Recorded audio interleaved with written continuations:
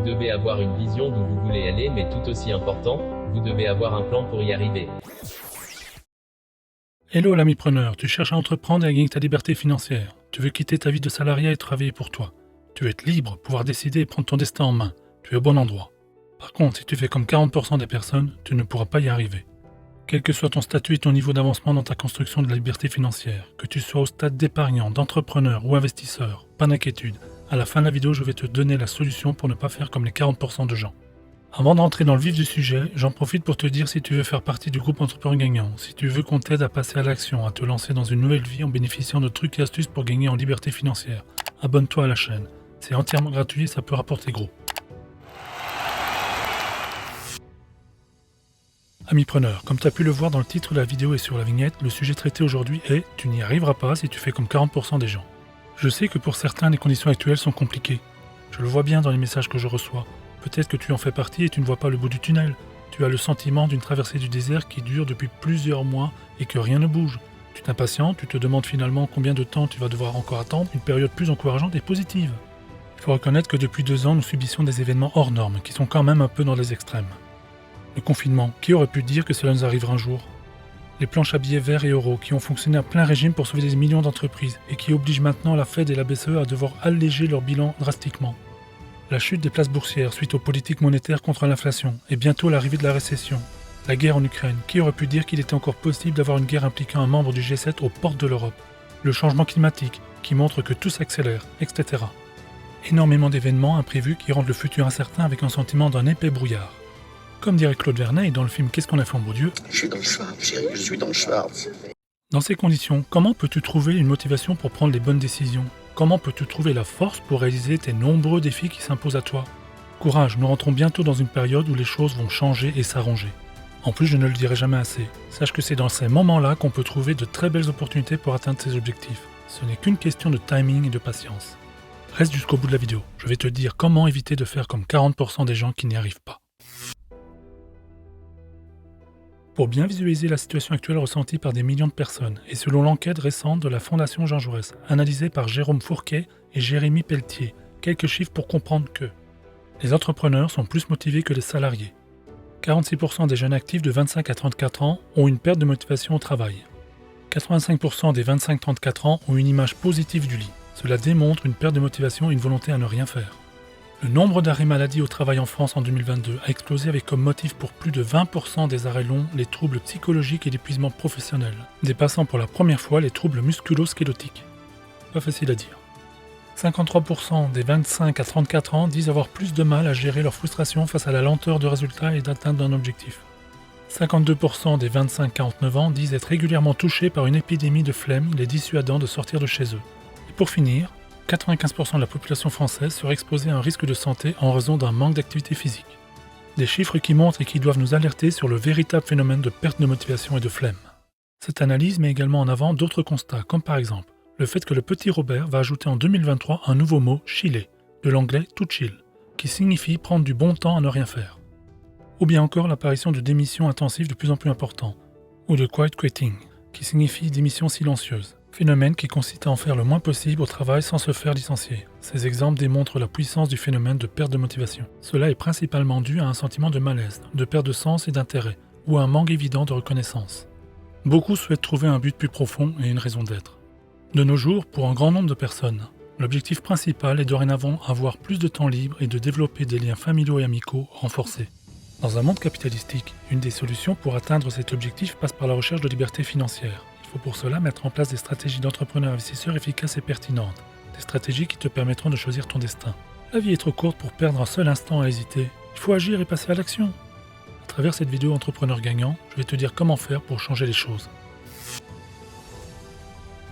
Il faut prendre conscience que les 2 dernières années ont modifié collectivement nos modes de vie, la manière de consommer ainsi que le rapport au travail. Comme on l'a vu avant, on comprend qu'il y a une perte de motivation au travail qui se généralise, une vraie épidémie de flemme. En même temps, on apprend que les jeunes ont une ambition de réussite matérielle et sociale plus prononcée, mais qu'ils sont moins disposés à faire les efforts et les sacrifices nécessaires. On n'aura jamais été dans tant de contrastes et d'incertitudes. Alors, pour ne pas faire partie des 40% des gens qui n'arrivent pas, tu dois absolument reprendre en main ta motivation et ton état d'esprit positif. Tu veux pouvoir avoir du temps libre et renforcer tes liens familiaux et amicaux ? Tu Tu veux avoir ta liberté financière?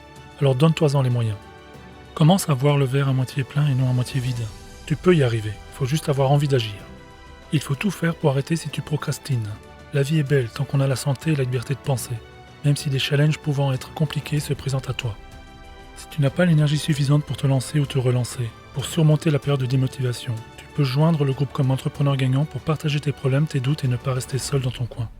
Ce réseau d'entraide peut t'apporter des réponses et t'aider à trouver l'énergie nécessaire pour passer à l'action et agir positivement. Il n'y a pas de raison de rester continuellement dans cette spirale négative. Sache que ces moments difficiles ne sont jamais éternels, mais pour cela, il faut t'en donner les moyens. Ce n'est pas grave d'avoir des coups de mou. Il faut juste accepter qu'on ne puisse pas être tout le temps en meilleur de sa forme et de sa productivité. Le plus important, c'est de décider quand tu veux en finir avec cet état d'esprit, quand tu veux commencer à agir. Tu es le seul qui peut répondre à cette question.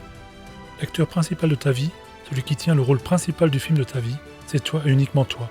Tu dois comprendre que personne ne prendra la décision à ta place.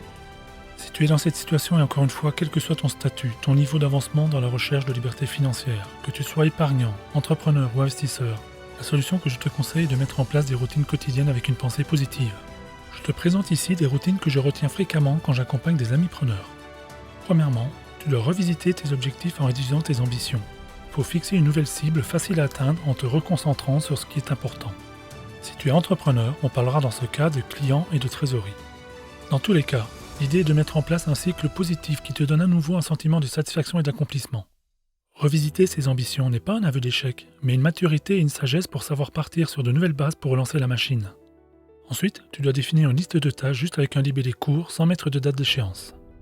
L'objectif est que chaque jour, il faut que tu fasses progresser cette liste en traitant de manière mécanique, sans te poser de questions, plusieurs sujets de la liste, un après l'autre. Fais-le sans réfléchir, juste dossier après dossier. Tu ressentiras monter en toi un sentiment d'avancée et de travail accompli à chaque fois que tu cocheras les items de la liste. Note qu'il n'y a pas d'obligation à traiter X sujets par jour. Si un jour tu mets plus de temps que tu avais prévu, ce n'est pas grave. L'important, ce n'est pas quand tu finis une tâche, mais bien la tâche que tu finis indépendamment du quand. Cela me fait penser à un autre point. Ne te mets pas de pression. Il faut savoir lâcher prise. Tu ne résoudras pas mieux un problème. Tu ne trouveras pas plus facilement une solution en étant stressé et en te mettant une pression de résultat. Prends encore une fois les choses les unes après les autres et fais de ton mieux. Pour toi, sans te comparer aux autres. L'objectif est d'avancer vers ta destination, indépendamment du chemin que tu prendras et du temps que tu mettras pour y arriver. Une autre série de routines à mettre en place, qui est pour moi le plus important. Tu dois également prendre soin de toi, de ton corps et de ton esprit. Pour cela, il faut que tu travailles plusieurs aspects. L'équilibre alimentaire, la méditation, le sport et le sommeil. Il faut absolument que tu trouves le temps de t'organiser et planifier ces différentes routines et encore plus pour celles qui concernent le dernier point. On entend souvent dire « un esprit sain dans un corps sain ». Tu dois prendre le temps pour toi. Cela paraît ridicule, mais je t'assure, ça marche vraiment. C'est ce que font les plus grands entrepreneurs qui réussissent. Tu sais, ces entrepreneurs qui ont plusieurs sociétés et parfois des milliers de salariés ne sont pas des surhommes. Le secret qu'ils donnent quand on les écoute, c'est simple. Une hygiène de vie et une organisation à travers plusieurs routines quotidiennes. Si tu fais cela, je suis certain que tu trouveras ou retrouveras l'abondance et la réussite à tous les étages de ta vie, professionnelle, financier, sentimentale et estime de toi. Si tu fais cela, tu vas pouvoir profiter, réaliser le bon côté de ce que tu vis et célébrer l'instant.